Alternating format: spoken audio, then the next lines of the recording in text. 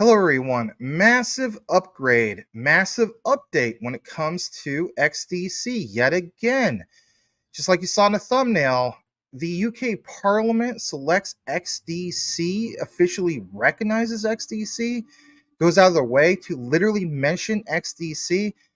Sometimes when it comes to some of these particular ones being mentioned, then they pull it. So you're going to want to hear this. You're going to want to see it for yourself, especially if you are a longtime holder of XDC or you're the person that is thinking about getting into it, especially at these particular prices.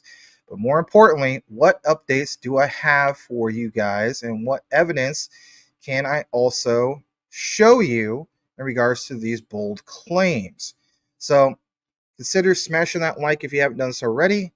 And more importantly, if you choose to do so, I would appreciate it. Stick around to the end of the outline. You're going to want to hear more. But again, there's chapters for each and every one of you guys, whatever time schedule you have. So let's jump into it. What is this all about? Well, straight from Zenfin, you will see here this specifically, and that is something that I think we should all point out, and that is this upgrade, mainnet upgrade for XDC 2.0, coming out October 2nd, literally less than a month away. What's the big deal? Well, more importantly, is understanding that this is a significant upgrade, but more importantly, what exactly does it entail? Well, it introduces vital features like enhanced security, improved scalability, and faster transaction speeds. Some people have criticized Zenfin saying 2000 XPS is, XPS, excuse me, TPS is not going to get it done. But in reality, is it? That's kind of up to for debate. But user experience to solidify XDC's position as a top blockchain for enterprise. That's what it's basically about. Some people have pointed out that that's what it's always been about. So here's the thing: target date for this is October 2nd. Again, less than a month away. This is the XDC 2.0 mainnet release. And, they have a call to action, of course, for the node operators. But again, even us in retail want to know about some of these things. A little bit more to get into. XDC Network News post this. Again, it was on the 10th, but they're happy to see that XDC could lead the whole shebang, basically, in the race of institutional adoptions. To get more into this, I want to take you over to this other update from XDC Pools. You guys know me, I talk a lot about Jasmine, especially when it comes to Japan. But there's SBI and SBI Japan. So check this out. Japan is making big steps in digitalization of bill of lading documents in maritime trade. Japan, in this quotation, is moving towards the digitalization of bill of lading documents, of course, in maritime trade. The Justice Ministry's Advisory Council has submitted a proposal to do what? Well, shift from paper to digital, and that, of course, aims to streamline trade operations and reduce administrative burdens. The revised law is expected to be introduced in 2025 with full implementation by 2027. How long are you going to hold your XDC? Some people have stated 2030. Some people look at it as take a little bit of profits and hold it way past 2030. Where the case be, this is not financial advice. But I kind of would like to hear from you guys in the comments what you think about it and how long you're choosing to hold it. More importantly, when we get into the whole thing of news about XDC, M letter always gets brought up, right? So for some of you guys that are new, what is basically M letter? Well, understanding how we tie all these particular things to specific sectors and understanding the bigger picture. As we get into this, whether you're new, old school, and so on, it's always nice to have a refresher because it's an initiative by the United Nations Commission on International Trade Law, and that's called UNCITRAL. So that's designed to facilitate the use of electronic documents in trade. But M-Letter itself enables the legal use, of course, of electronic versions of transferable documents. and instruments such as bills of lading, promissory notes, and warehouse receipts, which traditionally speaking rely on paper based processes. So, where do we really go when it comes to the whole talk of, you know, Web 3? I mean, we're in Web 2.5 for the most part, but we are even seeing talk of France's adoption of emulator. And we're also seeing that, this whole thing of adoption is expected to stimulate an economic growth by making, for example, France more attractive place to transact, trade, and of course, use finance while supporting innovation and sustainability. But here's the thing, you know, look what it mentions. France's adoption of emulator follows the UK's recent enactment of the Electronic Trade Document Act. And that was, of course, signed into law September 2024 by King Charles III. I think that's a typo because I remember that was signed into law last year. So, what kind of action and reaction do we have that's recent? Well, as we get more into it, this is from Trade Finance Global. It says that Singapore has even completed its first cross border electronic transferable record trade. And more importantly, it's that step forward for Singapore in trade digitalization. And like it also mentions, the trade marks the world's first ETR cross border trade, highlighting the industry's progress towards a more digitalized future. And just in case you want to know more about it, the trade was conducted using Singapore's Trade Trust Framework, and that was pioneered by IMDA. But Trade Trust comprises globally accepted standards that connect governments, businesses, of course, to public blockchain. So, where do we really go from here, especially with the talk of bills of lading? Well, it gets good, real good, because again, from Trade Finance Global, you see, for example, that even France brings forth proposals to boost digital trade, of course, there in France. So, with all these legislative proposals, understand that when you have this whole thing of the Electronic Trade Documents Act, no longer a bill, but literally an act, understand that this all ends up being in alignment with MLetter. And of course, MLetter stands out for XDC, more importantly. So there was a proposal. There's 5 articles that define transferable record, and it's the instruments that are involved: exchange bills, promissory notes, maritime and river bills of lading, daily certificates, bearer and order issuance policies, and warrant receipts. But does this alignment signify a substantial step towards streamlining trade processes? Well, I think it really does. And again, it's even France recommending, like, they got to get on or they're going to get left out, because they realize that it's all about adoption, from what I gathered here, which takes us, of course, to this particular part. Why is this important? Well, shout out to Tokenizer once again. He does an excellent job with his research. Many of you guys already follow him anyway. But it's the adoption of MLitter, and it has definitely become rampant. More importantly, look what's highlighted. Here's a global map displaying how the countries worldwide are beginning to adopt this framework. I already gave you an example in regards to Singapore. I've already given you guys an example in regards to France, but it's that adoption of the framework and, of course, what it would lead to in regards to the future of paperless digital trade finance. There will come a date and time, everybody. Maybe it is 2027. Maybe it is by 2030. But it is not a matter of if, it's just a matter at this point of when. Because when you see statements, especially from Tokenizer, that there are 5 nations here that have been directly influenced by XDC to accelerate emulator use, you got to become even that much more bullish on the likes of XDC. Number 1, in the UK, Lloyd's first EBL compliant trade using Enigio. And I will point out a little bit more in regards to Enigio here in a bit, but even China Systems interoperability is with Enigio. You have, of course, XDC with SBI Japan, and they had a successful POC with R3 Corda. Now, as we get more into the Q&T side of things, you'll see how I'll have some examples in regards to R3, XDC Bridge, but even with Q&T. So you see Australia, you see even again Singapore, but both governments and private sector leaders in trade are realizing the future of trade finance.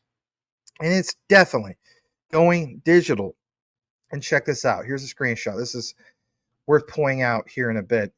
And what do you see? They recognize XDC as part of this course process. And I'll get more into that here in a bit on that screenshot. But I want to get back into the whole topic of Inigio, because if you were to go to inigio.com, what do you see literally mentioned? It's the digitalization of any original document. Plain as day, in the illustration, even with the well done pictures, right? Original copies versus, for example, some of the ones that are going to become digital. Paper documents still exist because digital files like normal PDFs cannot be presented as original documents. But Inigio's Trace Original can. It has all the qualities of paper, but digital end to end. Makes Trace Original safer, faster, and more sustainable, and of course, cost efficient. Does it cite emulator readiness checklist? It does. But you can see how this all basically works. Bills of exchange, bank guarantees, and it's how it all flows. Transport, logistics, my goodness, mortgages, certificates, and of course, many, many more. But Inigio. So, any mention about interoperability? Well, yes. What about the whole thing of is it easy to implement? Yes. So, check on that. And look out all these big players that are part of this. Finastra. You have some other big names like ICC, Digital Standards Initiative, Temenos. Temenos is absolutely huge when it comes to the whole connection of Stellar. So you see some of these other familiar names like ITFA. You even see the WEF. I know, doom and gloom, right? But the point is, this quote, and I will read this to you word for word. The adoption of digital trade accelerates becoming the industry standard. We encourage market participants to administrate. It will cut down the physical paperwork of cargo transportation, and by doing that, streamline the handover of course goods, says Benjamin Fossum, head of what you saw right there. I'll go back to it because it goes away. And that is, head of digital transformation at IT and Scanlog. So what else do I have in regards to this? Well, back to the screenshot, because guess what? When you get more into it, people ask, M-letter and XDC, is that really, really a thing? Well, the answer is more than yes. How so? I mentioned the UK. Well, UK Electronic Trade Documents Act, based on emulator, went into force, of course, September 2023. But more importantly, what about XDC? And how about this? How about something that's part of the BRICS nations? You know, we're always talking about that. Well, look at this. Emulator adopted in Abu Dhabi global market. And of course, even kicking it down to Bakran, emulator adopted. But some people even ask, well, that's all BRICS. What about examples of the United States?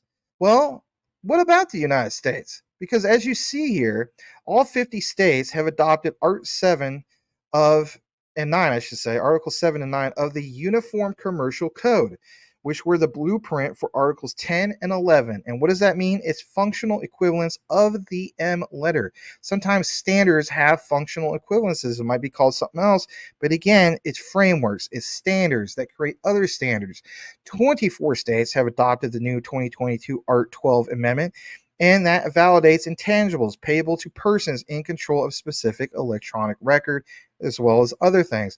What about the 24 states that have already enacted the amendment? Well, California, New Hampshire, Washington, D.C., which obviously is not a state, but, you know, the state of Washington, Georgia, Delaware, 6 states have introduced the amendment. And it's shocking to see things like New York, right? But again, where are all these specific ones when you really look at it? Well, it's strategically placed on the coast. California, Washington, Washington, D.C., you name it, right? These are, for the most part, coastal states. Even New York, Missouri isn't. But again, Massachusetts definitely is. You have Illinois, you have West Virginia, I mean, those aren't coastal, but again, understanding other states have different policies that could definitely benefit from this. A little bit more about this because I wanted to talk about another BRICS country, China. The state council issued directive on November 2023 appointing the Shanghai Free Trade Zone, and it's the first pilot to align MLITR with a projected nationwide launch by when 2026. And again, more about the whole thing of SBI XDC because Japan has the legislation on EBL and e-warehouse receipts are being drafted. Right. Japan already gets it. They're going digital. Even the Philippines recognizes it, going digital. Australia, especially, simplified trade system, confirmed to adopt MLITR. And of course, they already did it in 2024, but expected to have it all enacted. I guess you could say like a full rollout by June 30th, 2026. So again, Singapore already gets it, and constant references, of course, to the likes of XDC. Now, one thing I want to tell you guys before we connected the whole thing to Quant. So, my thing is this: I want you guys to understand this. This is kind of like my own little bonus research, basically. And we might as well pull this up for a second. So, XDC, does it have API integration with data oracles through Quant's Overledger, or can it do it on its own? Or does Quant help do it better? You guys, somebody's going to ask me that at some point. I'm already ahead of you. So XDC and data oracles. Let's give a comprehensive overview, just briefly, okay? I want you guys to understand that we know that XinFin is definitely a blockchain platform designed for, of course, enterprises and institutions. Puts a lot of focus on trade. But while it's known for scalability and efficiency, it doesn't have a native Oracle mechanism built in. Don't believe me? Look it up. But it can integrate with various data Oracle networks to bring off-chain data onto the blockchain. So it's this integration options, of course, for XDC. Would we see direct integration, of course, with Oracle networks? Well, XDC, as we know, can't integrate with popular Oracle networks like, for example, Chainlink. And I hold that, but I don't cover it because there's too much tribalism. I'm just going to be honest. I don't like that. But there's Chainlink, so worth pointing out. There's also Band Protocol. Some of you guys hold that. There's also Oraclize. Not too familiar with that particular one. But these networks provide decentralized solutions, of course, for fetching and delivering real-world data, of course, to smart contracts. Now, hear me out on this. The integration process typically involves setting up a contract, of course, on the XDC network. And on top of that, configuring it to interact with the Oracle Network smart contracts. So when I say XDC network, more like the blockchain itself. But basically, with doing all this, would it leverage Overledger? And that's a great question. Because as we know, with Quant's Overledger, it's definitely a platform in itself that provides unified interface for interacting, of course, with multiple blockchains. Hence why it's blockchain agnostic, and hence the whole topic of a unified ledger, especially with going to the RLN, Regulated Liability Network, and how about the RSN, Regulated Settlement Network? But would it truly facilitate the integration of XDC with various Oracle networks? Well, we already know that, but how can we give an example? Well, understand this. By using Overledger, developers can access data, of course, from different sources and, of course, deliver it to what? XDC. But what specifically about XDC? Well, the base smart contracts. And, of course, all while not having to deal with the intricacies of each individual blockchain, of course, and even Oracle network. There's many benefits, as we know, when it comes to using Overledger. I've talked you guys' heads off about it, but three things I want to talk about, and that is this. Overledger simplifies integration process by providing, of course, standardized interface through ISO TC 307.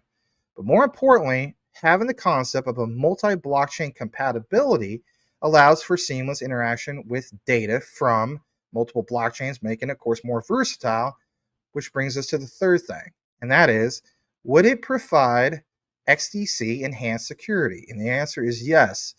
Overledger can definitely provide additional security measures for data transmission and validation. So it's like this. While XDC doesn't have a built-in Oracle mechanism, it can effectively integrate with various data Oracle networks to bring what? Real-world data on chain. And isn't that what it's all about? Well, using the platforms such as Overledger would streamline this process for XDC and provide additional benefits. But more importantly, that brings us to the next example. And if anything, I hope you guys appreciate this. I'm going to take you over to here. And I already reviewed this a while back, but I thought I'd pound it home once again. Because in this example, you're going to see some key things, and that is understanding how this all really truly comes together. And I won't play the whole thing, but sometimes you just need to hear it. So let's go ahead and take this off for just a brief moment. Let's full screen this.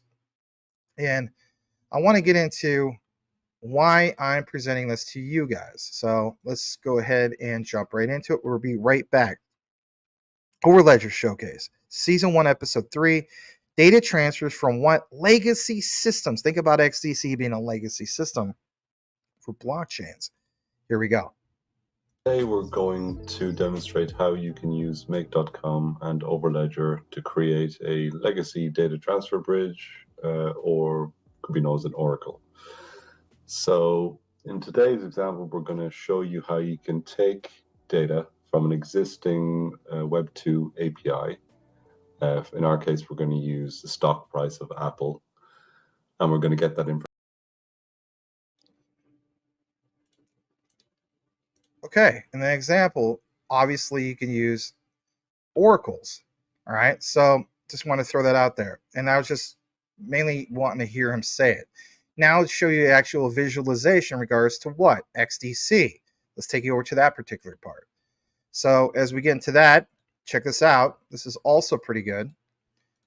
And I've shared this on the live show, so I realize there's a lot of new people here, and that's okay. So what do you see here? Overledger Showcase Season 1, Episode 4, Simple Roll Up. All right, on this particular part, you're going to see some key things here as well. And more importantly, let's go ahead and play this as well.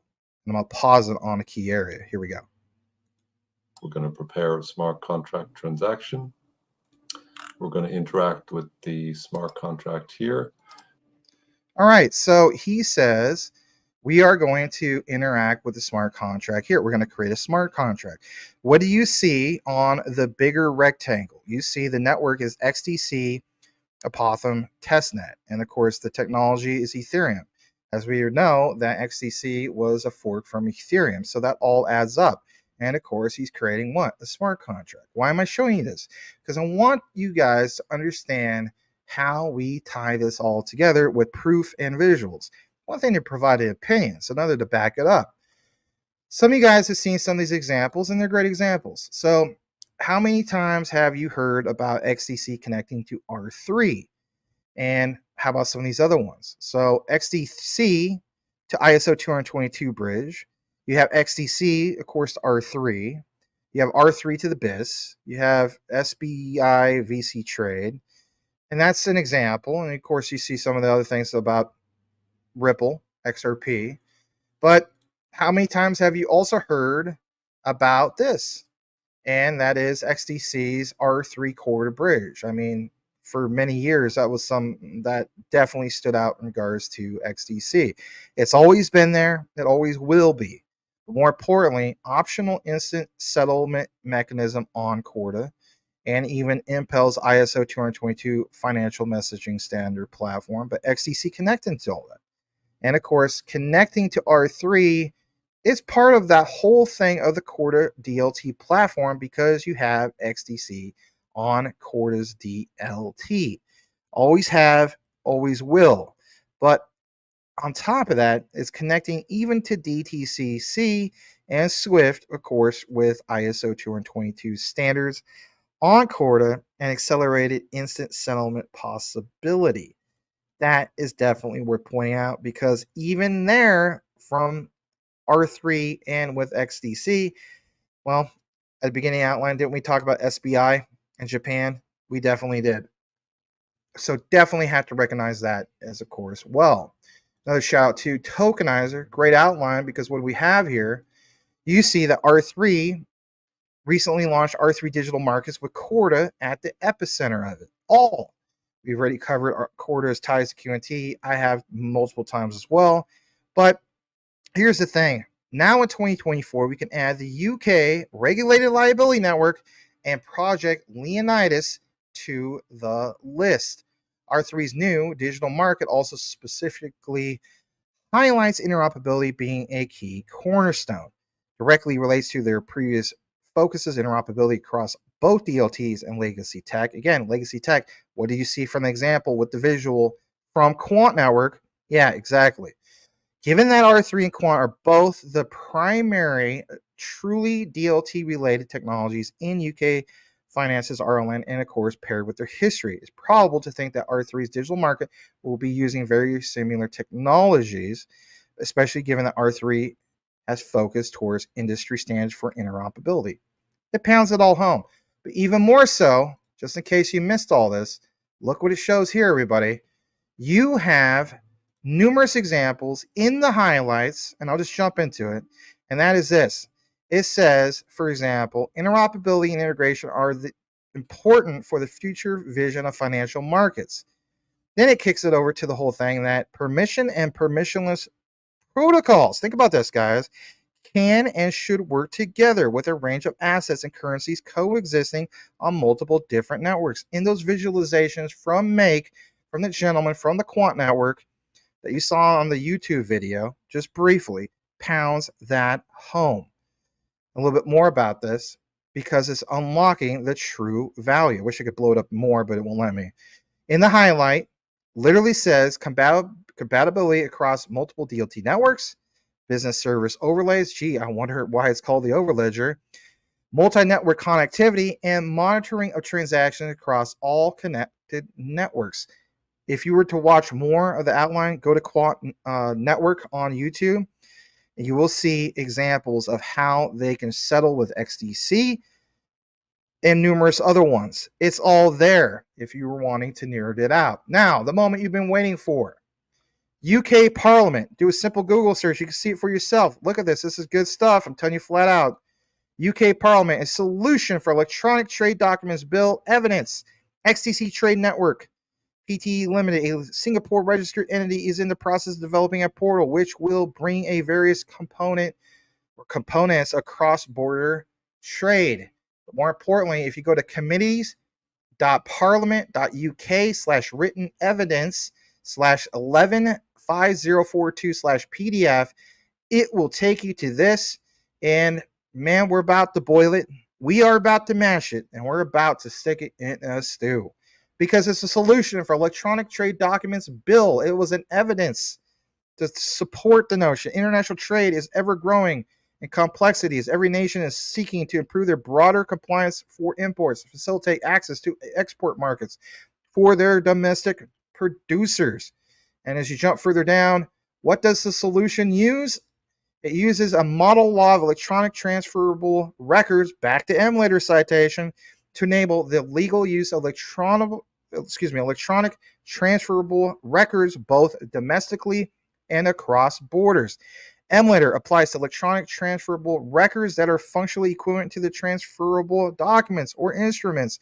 Transferable documents or instruments are paper-based documents or instruments that entitle the holder to claim the performance of the obligation indicated therein, that allow the transfer for the claim to that performance by transferring possession of the document or instrument. Transferable documents or instruments typically include bills of lading, bills of exchange, promissory notes, and warehouse receipts. Now, check this out. Wow. We just boiled it. We just mashed it. We stuck it in that darn stew, because solution to be developed using XDC network, baby, an EVM compatible blockchain network built for enterprise grade applications, which is more efficient and significantly less expensive to use, with a 2-second block time with finality. And of course, it gives some examples here, but watch out for what, everybody? Watch out for that October 2nd update that's supposed to scale it and make even the transactions per second even that much faster. So there you have it. And that's the way I look at it. Boil it, mash it, stick it in the stew, because when you see that the UK Parliament officially recognizes XDC, it's not going to happen overnight as far as the price mooning or anything like that. But the talk of 2027 being fully implemented, I'm always paying attention. I'm sure you guys are as well. And that is full mandates or fully being implemented. Those are the key things compared to the things just going live, right? That's where it's at. So let me know what you think in regards to all of this. And just simply do me a favor and type into the comments if you listen to the entire outline, and that is type in M letter, which is MLETR, and I'll know that you listen to this outline. I always appreciate you guys listening to these deep dives. Know what you have, know what you hold. The research trumps FUD 110%. But man, don't sleep on your XDC. We'll see you on the next one. Some of you guys ask what cold storage solution I use. I use this, and it is the Decent Wallet. All right. I also, of course, have a ledger like this. All right. You can get a discount basically from going into the affiliate link, which is in all the live video descriptions and recorded and so on. And for the yahoos that are out there, they're like, this is just a shield. And, we'll fix point this out. And it's a great point. Were you aware that you don't necessarily get a discount link just going straight to the site? No, you actually have to go through a platform like this. So how cool is that? I don't think anybody's complaining about that. But anyway, use the link, get a discount. There's another one here. If you're the type of person you want to get one for you and your significant other, you could get two of them. They actually have another promotion, which is this. And I think this is cool. You can get an all-in-one card wallet plus backup card package. Interesting. I thought that was cool. And again, one of the main key things I like about the Decent Wallet is not having to do the red tape of, jumping through all the hoops for XDC and the custom folder. I mean, Edward Vincent can vouch on that. Some of you guys can too as well in regards to Ledger. That was a pain in the butt. You don't have that problem. You literally open up your phone, it's on your app, track everything that's going on, right? And saying goes, not your keys, not your crypto. You know the drill. Check it all out though if you wish to do so. It is truly the cold storage solution that I use for the most part. There's still some on Ledger that I kind of split it up on it and so on. So it is what it is. But if I have preference over one, I'm going with this one. A lot easier to use and so on. And some people, even to this day, still ask me which one I use.